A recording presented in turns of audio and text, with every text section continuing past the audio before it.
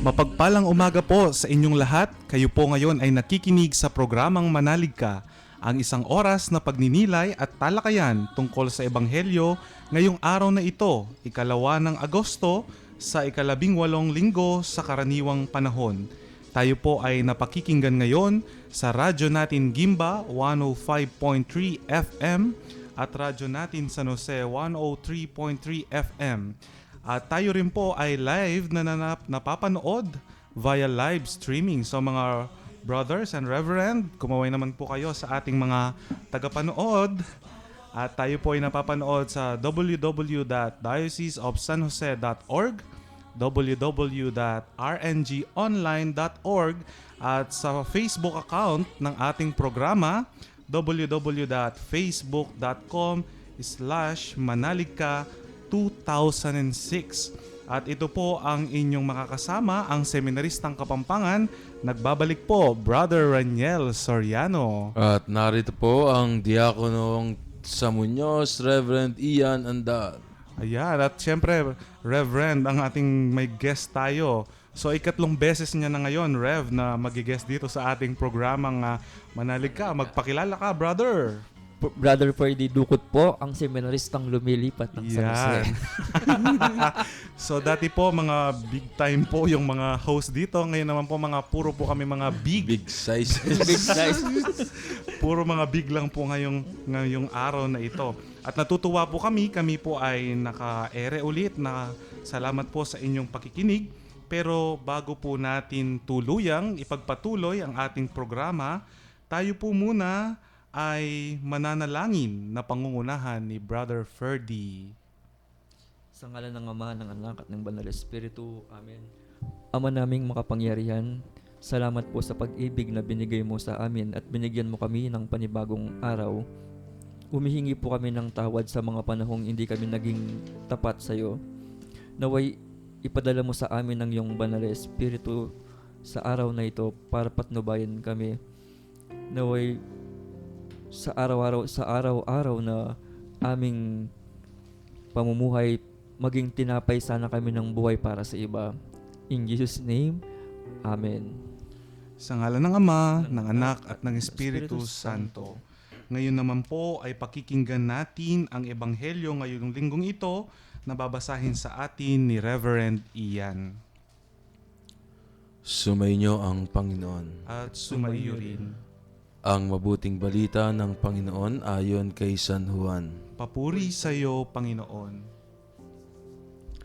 Noong panahong iyon, nang makita ng mga tao na wala na si Jesus ni ang kanyang mga alagad sa lugar na kinakainan ni Jesus ng tinapay, sila'y sumakay sa mga bangka at pumunta rin sa Kapernaum upang hanapin si Jesus.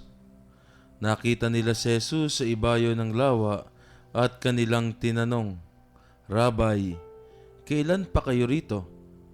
Sumagot si Jesus, "Sinasabi ko sa inyo, hinahanap ninyo ako hindi dahil sa mga kababalaghang nakita ninyo, kung hindi dahil sa nakakain kayo ng tinapay at nabusog.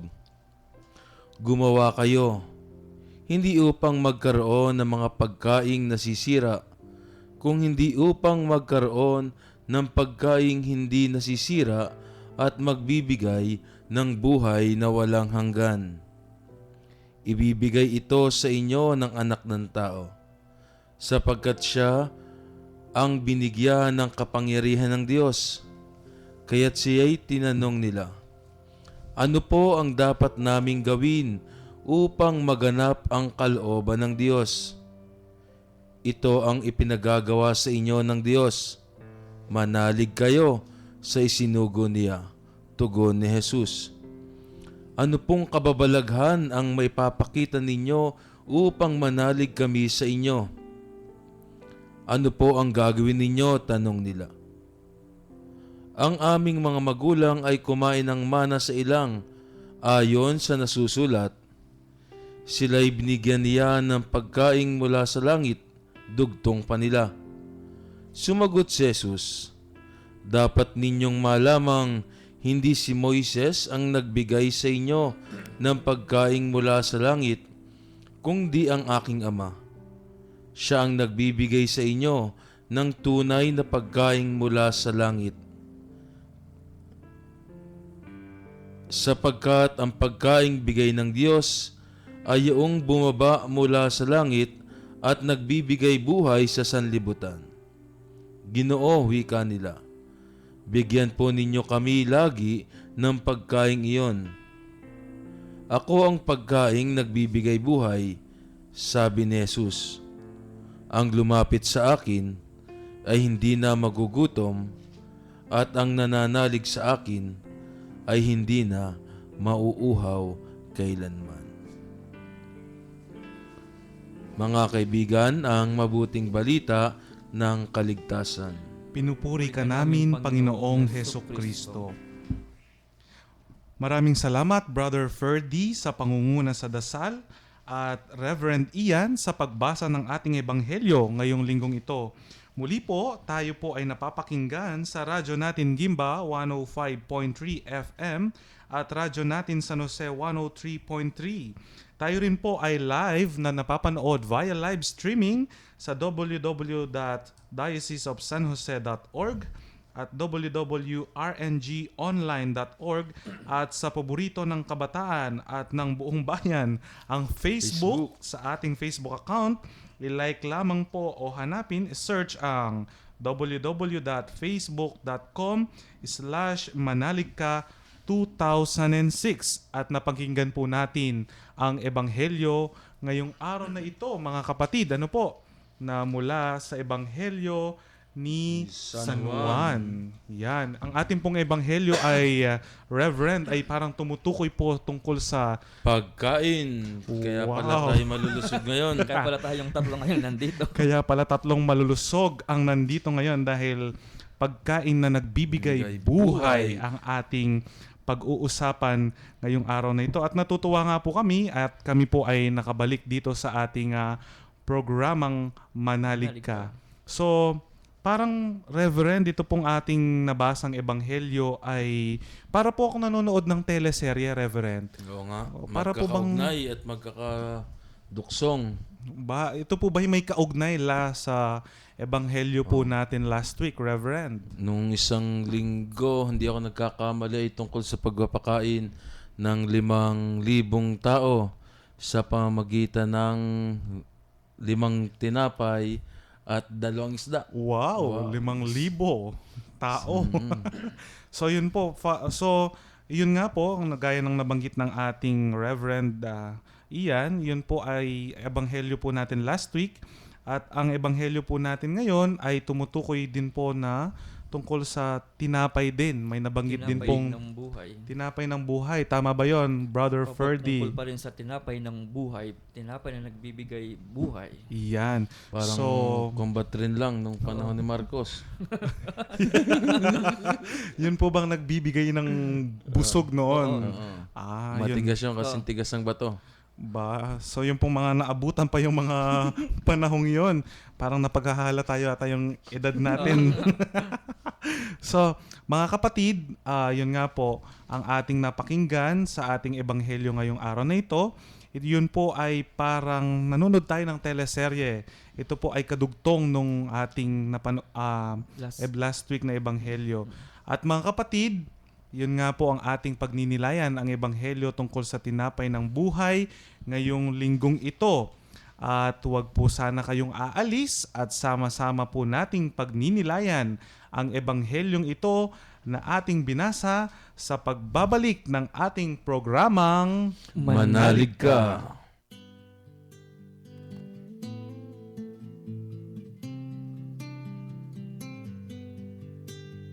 Welcome to the family.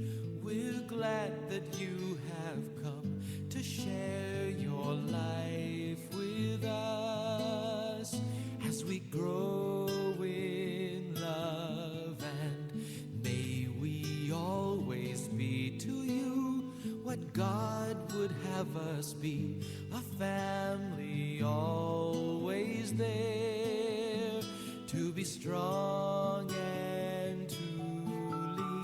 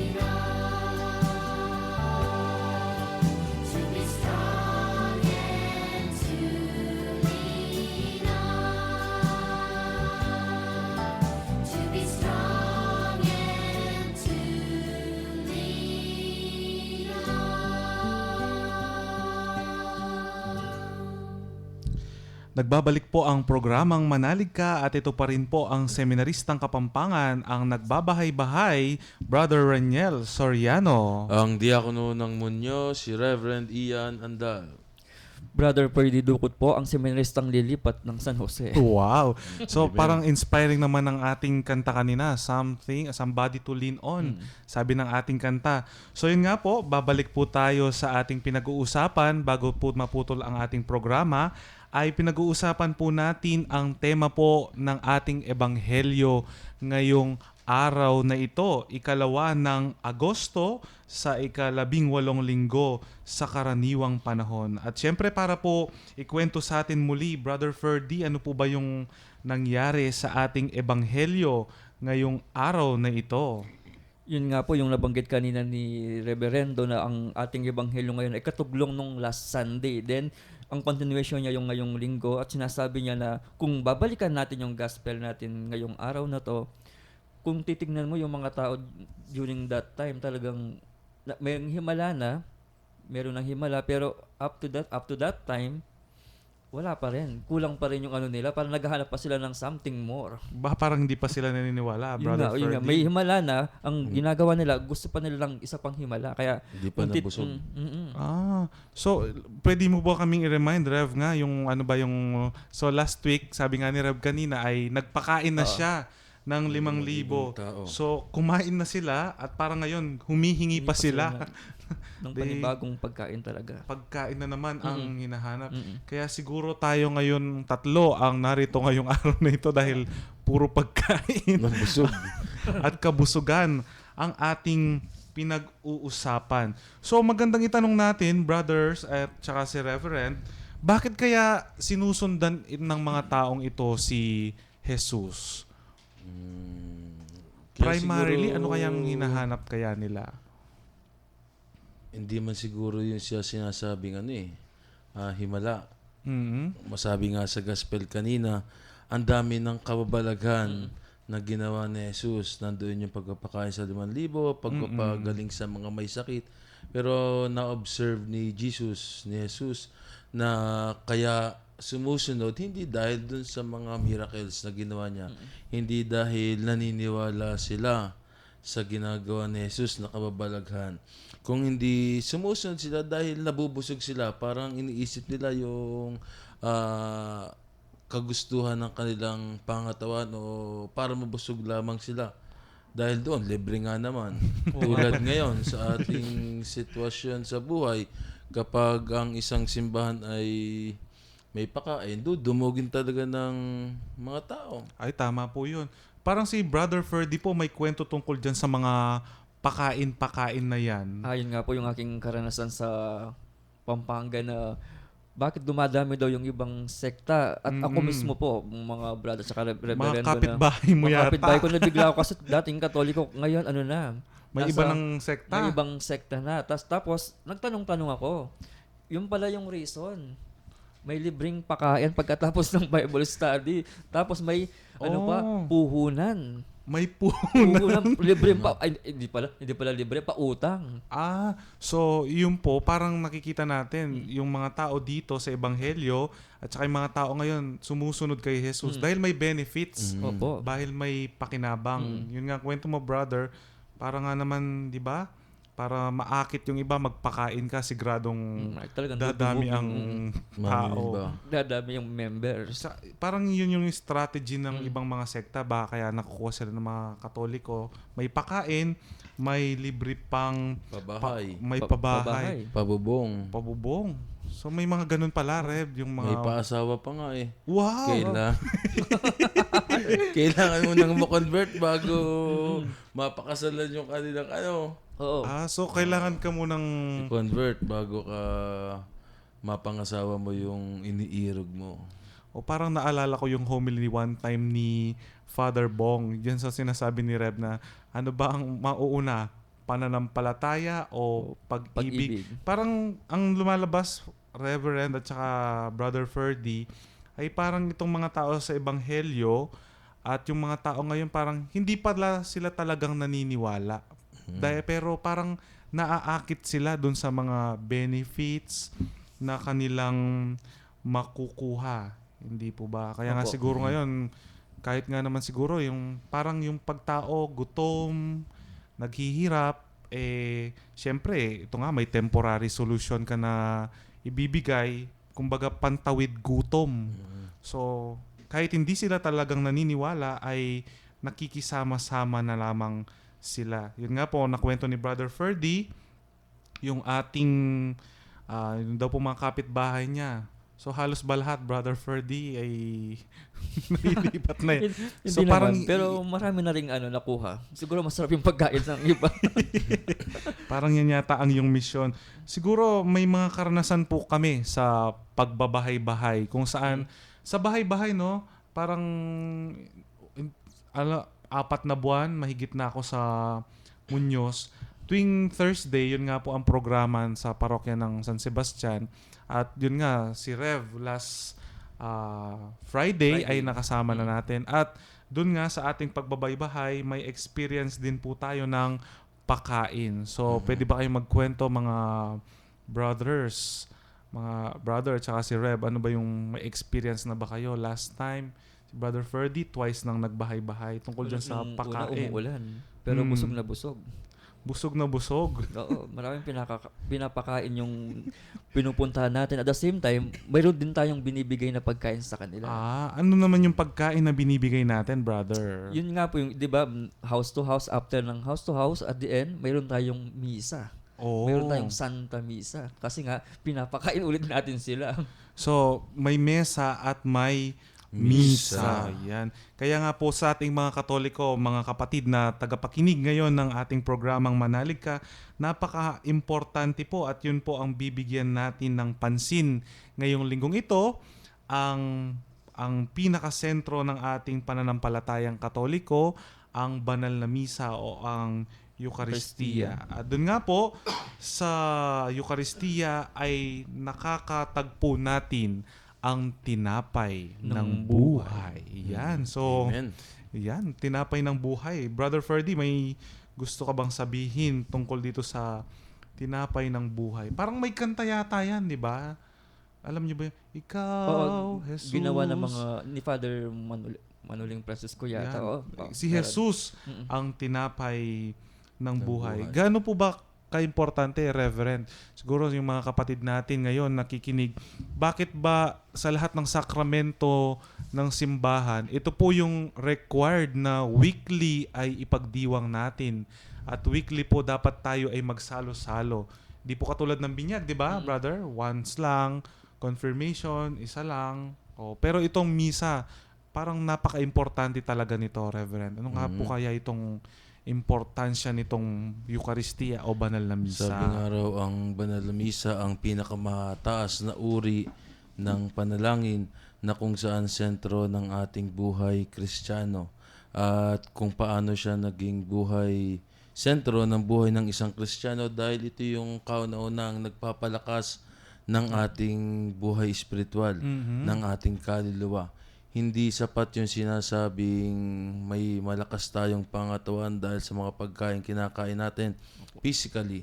Kung hindi nandun yung kahalagahan na dapat din nating pakainin yung nagbibigay buhay sa ating physical na pangatawan. At ito yung ating kaluluwa. At ang tinapay ng buhay na si Jesus mismo ang ating natatanggap tuwing banal na misa. Hindi lamang basta to isang ordinaryong tinapay na manipis na walang lasa. Kung hindi ito si Kristo mismo at siya mismo ang naghain at siya rin yung inihain para sa ating kaligtasan. At sa pamamagitan nun, mararanasan natin at malalasahan natin at makakamit natin ang tinapay ng buhay na walang hanggan. Wow, para namang Amen. Ganda naman nun. napakaganda. Si Kristo mismo ang naghain at siya pa ang inihain. Inihain. Napakabait po ng Diyos sa atin, ano?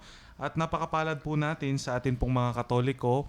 Tayo po ay may matibay na paniniwala na yung tinatanggap natin na hostya, yun po mismo ay ang ating Panginoong Heso Kristo.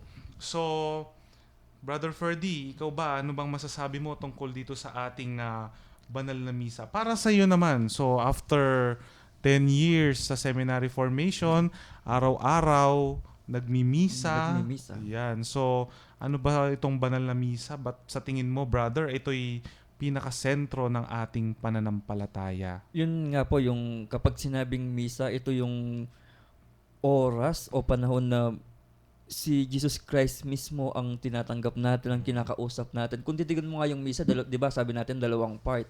Yung first part, yung salita ng Diyos ang parang kinakain din natin.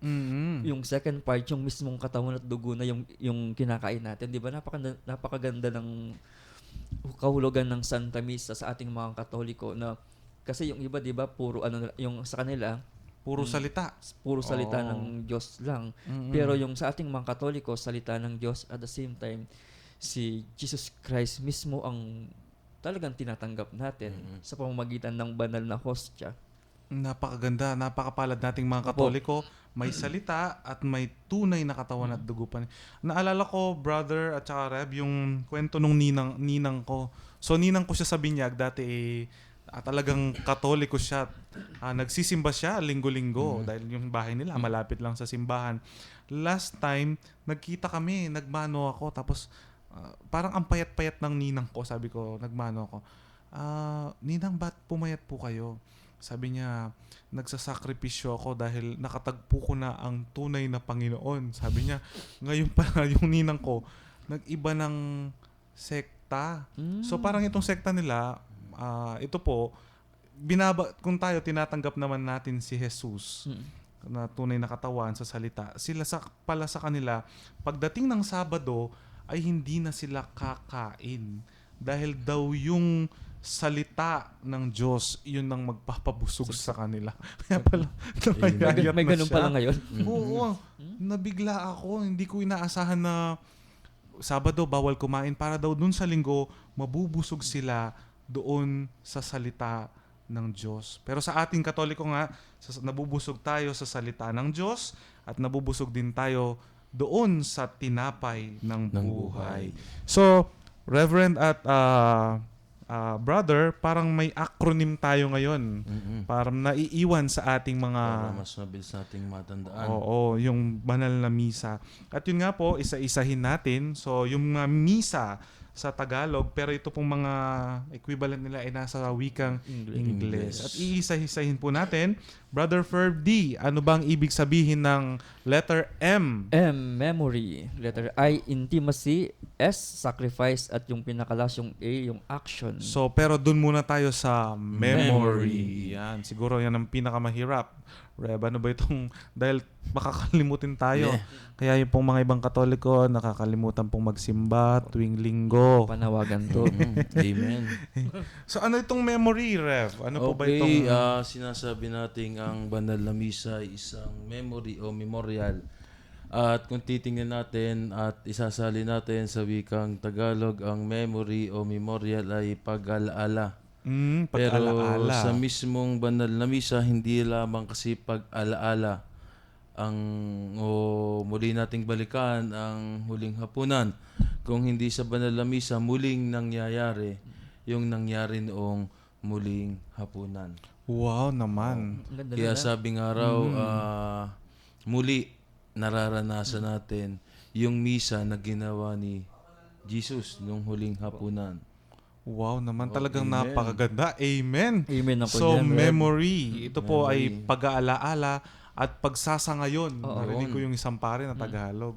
So, yung nangyari nga, sabi ni Reb, Yung past, nagiging present siya. wow. So, napakabait po talaga sa atin ng Diyos na hindi lamang limited doon sa mga nauna hanggang ngayon ay paulit-ulit na ginagawa. Yung, di ba, parang dito yung pagsamisa nagaganap pagkatapos ng consecration, yung let us proclaim the mystery of faith. So, yun nga, inaalala natin at sumasa ngayon yung mga pangyayari. So, yun po, brother, ay memory. Memory. So, letter M stands for memory. Letter I naman po ay tungkol sa intimacy. Intimacy. Ano ba to, Intimacy. Brother Ferdy? Maganda yan si Brother Yeah. Parang kapag sinabing intimacy, ano yan? Pinag-uusapan yan, yung kung gaano Ano yan, kalahari. intimate? Yung pamada ba yan? Yung Iba yun, brother. Yung pinag-uusapan natin na intimacy, ano ba yung Kapag nagsisimba tayo, kapag tinatanggap natin yung tinapay ng buhay, tinatanggap natin si Jesus, nagiging malalim yung pag-ibig natin sa Diyos. Sa pamamagitan ng pagtanggap natin ng kanyang katawan at dugo, intimate relationship. Yun nga, pinapalalim niya yung pagmamahal natin sa kanya. Kanina nga, di ba, sabi ni Rev, binabalik natin yung nakaraan, nagiging present siya. Tapos, dahil nga, binabalikan natin, kapag every time na binabalikan natin yung nakaraan, nagiging malalim yung pagmamahal natin sa Panginoon. So, brother, hindi lang pala sa labas ng simbahan may intimacy na nangyayari. Yun nga. So, sa pagdiriwang pala natin ng banal na misa, tayo nagiging intimate with the Lord. Sabi nga raw kung ano yung kinakain natin, Oo. yun tayo. Oo. Amen. Parang Amen. mataba tayo. Pero dyan sa misa, pag Sa misa. tinatanggap natin si Kristo, nagiging intimate tayo din, nagiging Kagaya niya. Kagaya. Kaugali, Oo, kawangis kaugali. ng ating Panginoon. So, yun nga po, ulitin natin. M stands for Memory. memory. Letter I stands for Intimacy. At letter S ay sacrifice. Ano po ba itong sacrifice na to, Reb? Yun yung parang magsasakripisyo. Sabi po nung isang matanda sa akin, bato-bato sa langit, pag daw po nagsisimba siya, sacrifice. Sabi Bakit ko daw? naman, sabi niya, pag daw hindi niya na naiintindihan yung sermon ni Father, sacrifice daw yun. At saka sabi niya, para pong pag nagsisimba ako, nababawasan yung kasalanan ko. Bakit po? Kasi mainit po sa loob. Parang nararamdaman ko na po yung impyerno.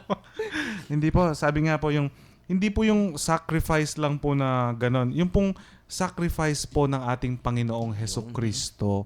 Yung pong pag-ibig niya at pagmamahal sa atin na inialay niya po yung kanyang buhay upang matubos ang ating mga pagkakasala. So, sacrifice. Kaya nga, di ba, nung na high school kami, yung matandang pare, let us prepare ourselves for the holy sacrifice of the Mass. Yun pala yun, Rev, yung sakripisyong inihain ni Jesus. Napakaganda dahil sa sakripisyo ni Jesus, tayo ay nagiging malapit, intimate with the Lord. At sa misa, yung sakripisyong ito, yun po yung ating inaalala. At yun po, last sa ating letter A ay action. So, Rev, ano po bang masabi niyo tungkol dito sa sabi nga action? raw sa banal na misa, dapat makita sa atin yung pagsasabuhay ng salita ng Diyos at ng katawan at dugo ni Kristo. At paano daw natin may sasabuhay, ito'y sa pamamagitan ng mga kilos na dapat natin gawin. Amen. May dalawang bagay dapat tayong ihanda sa bawat pagkilos. Una, yung pagkilos mula sa ating kalooban. Dapat handa tayo. Dapat Opo. nakapangumpisal tayo, sarili natin, disposition natin, yung active participation natin sa banal na misa. Tapos yung isang action pa, yung sa mga pananamit natin. Dapat makita tayo yung preparedness natin, hindi lamang spiritually, kundi physically dapat maging prepared tayo. Kaya minsan napupulaan tayong mga Katoliko, Katoliko. pinababayaan daw natin na gano'n ang suot, na kulang na lang ay wag na mag-short o wala na t-shirt. Grabe Pinapalahan naman. natin sila. Opo. Kaya dapat nga yung actions natin. At makita din sa pamamagitan ng bagay na yun, yung pagsasabuhay kung paano nabuhay si Kristo. Sabi opo. nga raw, tinanggap natin si Jesus sa salita, tinanggap natin si Jesus sa pamamagitan ng katawan at dugo, dapat makita sa atin yon, yung tinapay ng buhay sa ating Yan. sarili. Amen po. Napakaganda naman. So, memory, intimacy, sacrifice, and action. So, sabi nga po nung pari namin sa Pampanga, ayun nga pong misa, di ba? Parang mission, related sa word na mission. Kaya lagi niya sinasabi pagkatapos ng misa, the Mass is ended, our mission begins. Sabi niya lagi sa amin. So, yun nga po, yung mga natututunan natin sa banal na misa, kailangan po ay magdulot ito ng pagkilos, makita sa ating pag-uugali. Hindi lamang po sapat na tayo nagsisimba, kundi ay isinasabuhay po natin kung ano man po ang natututunan natin sa misa. So mga kapatid, yun po, napakaganda ng ating talakayan, pero po kailangan po natin putulin ang ating programa sumandali upang makinig sa ating isang programang napakagandang awitin. Huwag po kayong aalis at ipagpapatuloy po natin ang sama-samang pagninilay sa ating pagbabalik dito pa rin sa ating programang Manalig Ka.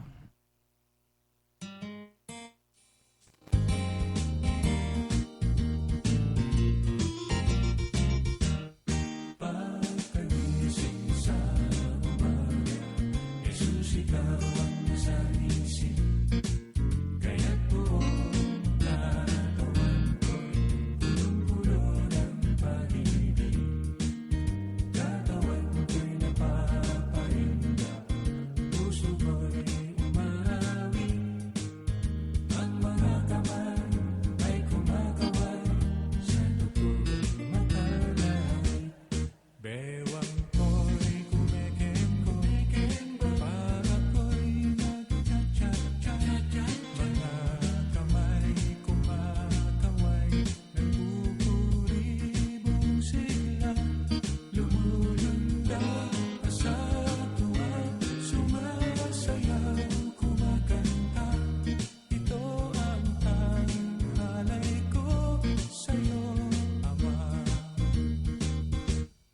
Pagkagising sa umaga, Jesus, ikaw ang nasa isip. Kaya't buong katawan ko'y punong-puno ng pag-ibig. Katawan ko'y napapahinga, puso ko'y umaawit. Ang mga kamay ay kumakaway sa pagtuging matalay.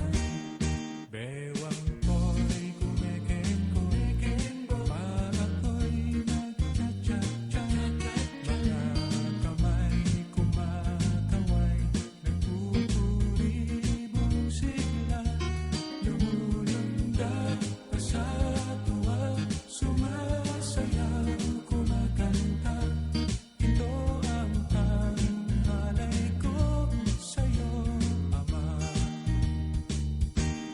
Bewang ko'y kumikempo, para ko'y nagchat-chat-chat. Mga kamay kumakaway, nagpupuribong sila.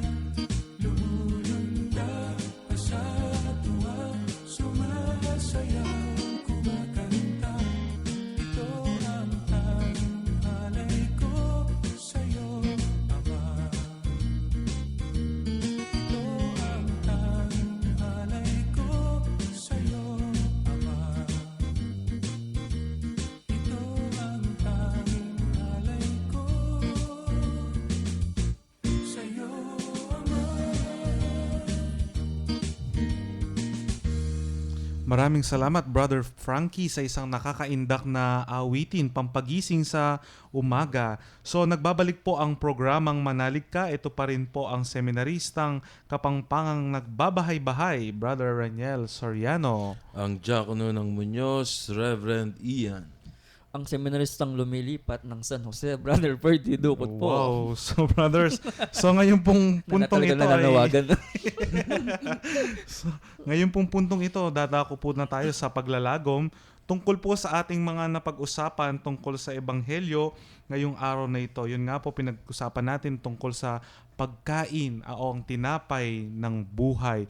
So magandang tanong siguro bago natin na tayo bumati, mga Reverend at Brother, ay sasagutin po natin ang ating tanong. 'Di ba? Tinatanggap nga natin yung tinapay ng buhay. Sabi nga ni Rev, kung anong kinakain natin, ayun tayo, nagiging tayo. So, Amen. siguro magandang sagutin natin, paalala din, tapos pagbati para sa ating mga tagapakinig, paano tayo nagiging tinapay ng buhay sa ibang tao. So, Rev, paano po ba Amen. tayo nagiging tinapay ng buhay? Tayo bilang isang tinapay ng buhay, dapat siguro ang tinapay hindi lamang basta ordinaryong tinapay na walang lasa. Ano kundi tinapay na merong lasa. At paano tayo magkakalasa? Unang-una kung may sasabuhay natin, unang-una yung ating pinaniniwalaan. Ano, hindi sapat na masabing tayo Kristiyanong Katoliko, kundi makita sa ating buhay yung pagiging isang Kristiyano. Makita sa atin kung sino si Jesus. Makita sa atin yung tinapay ng buhay. Baka pag tayo nakikita ng ating kapitbahay, expired ata ang tinapay ng buhay. Paano yun? Sa simpleng bagay lang naman, nandun yung pagpapahayag ng ating pakikipagkapwa-tao. Unang-una. Tulad ni Jesus kung paano siya nakipagkapwa-tao, hindi lamang pakikipagkapwa-tao, kundi yung pakikipagkapwa-loob. At sabi nga raw sa pamamagitan ng pakikipagkapwa-loob, nandun yung sinasabing change of heart, parang matatouch natin kung makikita sa atin si Kristo. Lahat naman ng santo, ganun ang nangyari eh. Opo, Nakita yung kabutihan sa ibang tao at naibahagi nila. At sana tayo din mga Kristiyano maibahagi natin si Kristo, ang tinapay ng buhay sa ating kapwa. Wag na lang sana natin tayo masyadong mag-imbak ng tinapay. Kasi nag-expire yun, napapaanis yun. Kaya dapat nating ibahagi si Kristo sa ibang tao. Yan, napakaganda. So, ibahagi natin si Kristo. Sama nga sabi ni Reb, wag nag-i-expire, baka tinapay tayong walang lasa. Nga po. So, ikaw naman, Brother Ferdy, paano tayo magiging tinapay ng buhay sa ibang tao? Yun nga yung napansin ko kapag pumupunta ako ng mga groceries ngayon. Ang dami-daming tinapay na iba-iba. Ang ginagawa ng ibang namimili, bumibili sila ng marami din. Ayun nga, tinatago lang nila hanggang mapanis yung yung tinapay. Ganon din yung yung pinag-uusapan natin ngayon na every Sunday tinatanggap natin si Jesus bilang tinapay ng buhay. Sana wag lang natin siyang itago o iwan sa simbahan kasi madalas kasi pagtanggap natin, paglabas natin yung sa simbahan, yung tinapay na tinanggap natin, naiiwan ulit sa simbahan, hindi natin dinadala. Kaya siguro yung isang paalala ngayong Sunday, yung tayo mismo maging tinapay tayo ng buhay. Gaya ng yun nga yung paano natin gagawin. Yun nga yung ginagawa natin yung Katolikong nagbabahay-bahay sa Muñoz, 'di ba? Yun nga parang nakikita ko ngayon sa aking pagninilay na tayo mismong tumanggap ng tinapay ng buhay. Ito, nagbabahay-bahay tayo. Ano ang ginagawa natin? Kung ano yung tinanggap natin sa simbahan, ito na. Binibigay natin sa mga bahay-bahay. So, napakaganda, Brother Ferdy, no, na yun nga po, kumbaga, lumabas tayo. Opo. I-share, kumbaga, kung anong meron tayo, ibahagi natin bilang mga tinapay din tayo na pwede rin tayong magbigay ng buhay Opo. sa ibang tao. Sa pamamagitan po, marami nga po tayong pwedeng paraan kung saan tayo magiging tinapay ng buhay sa ibang tao.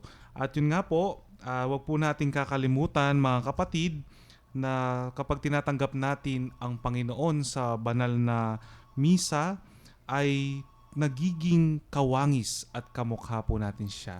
So yun po. At Brother Reverend Ian, mayroon ka bang mga pagbati ngayong araw na ito? Unang-una po, binabati ko ang parokya ng San Sebastian Muñoz, ang lahat ng mga parokyano doon sa barangay, at lalo tigit doon sa mga bagong hayo na Opo.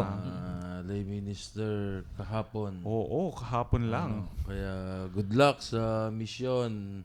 At ako rin, kami dalawa ni Brother Reniel, inayo, good luck sa atin, sa ating pagmisyon, at sana'y makita sa atin at maibahagi natin ang tinapay ng buhay na nagbibigay lakas sa ating buhay espiritual. Iyan, maraming salamat, Reverend Ian. So, Brother Ferdy, may gusto ka bang batiin? Binabati ko po yung mga kababayan nating Kapampangan na Maya Payabak po. Maya Paabak po sa mga Kapampangan ng San Jose, taga San Jose Novecia. Ang dami Oo, palang Kapampangan. maraming nakikinig Oo. dyan. Lalo sa may palengke, puro Kapampangan pala. Magandang umaga po, Maya Paabak. So yun nga po, parang ito pong parokya ng San Sebastian ay na-invade na po itong programang Manalig Ka. So nananawagan po kami sa ibang parokya kung gusto niyo pong sumali sa ating programa. Ako naman po, brother, ay gusto ko rin pong batiin yung laging nagpapakain po sa atin. Hindi naman po tinapay ng buhay yung mga nagbibigay. Yun nga. Nagpapabati si Brother Resty ng First First Baker. Baker. Yan. So siya po ang nagpapakain ng totoong tinapay Tinapay. na pagkain kapag tayo nagmimisyon at nagbabahay-bahay. At maraming salamat po sa ating mga tagapakinig. At sana po linggo-linggo ay lagi niyo po kaming pakinggan. At panghuli po, tayo po ay darako na sa ating panalangin na ibibigay at pagbabasbas ni Reverend Ian. Sa ngalan ng Ama, ng Anak at ng Espiritu Santo. Amen. Ama naming mapagmahal, kami nagpupuri sa panibagong panahon na pinagkaloob mo sa amin upang aming mapag-aralan, mapagnilayan, at kung paano kami makakatugon sa hamon ng iyong salita. Maraming salamat sa lahat ng pagkakataon na ipinagkaloob mo upang kami makatugon sa iyong buhay kabanalan at maging tinapay ng buhay sa ibang tao. At humihingi kami ng aming kapatawaran sa lahat ng aming kahinaan upang kami maging karapat-dapat na maging tinapay ng buhay sa ating kapwa. Hinihiling po namin na patuloy nyo kaming patnubayan, gabayan at pagkalooban ng lakas upang kami makatugon sa misyon na ipinagkaloob mo sa amin.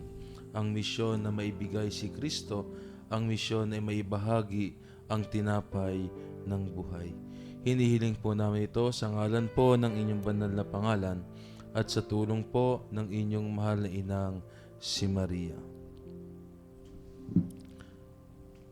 Sumainyo ang Panginoon. At sumayo rin. Pagpalain tayo ng makapangyarihang Diyos Ama at Anak at Espiritu Santo. Amen. So maraming salamat po sa ating mga tagapakinig na ngayong linggong ito ay sinamahan tayo.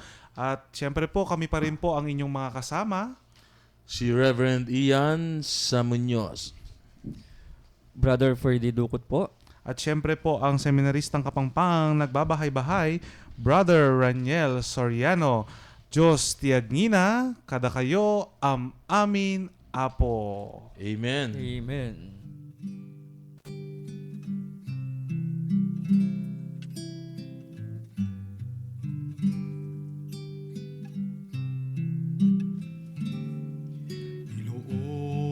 Inoong lahat ng takot sa iyong damdamin.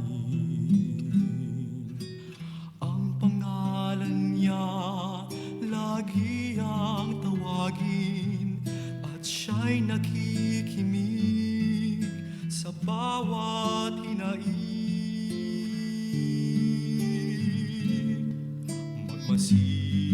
Magmasid at mamulat sa kanyang kapangyarihan. Nabatid mo ba na siya'y naglalaan? Patuloy na naghahatid ng tunay na kalayaan. Manalig ka, tuyuin ang luha sa mga mata. Hindi siya panaginip, hindi siya isang pangarap.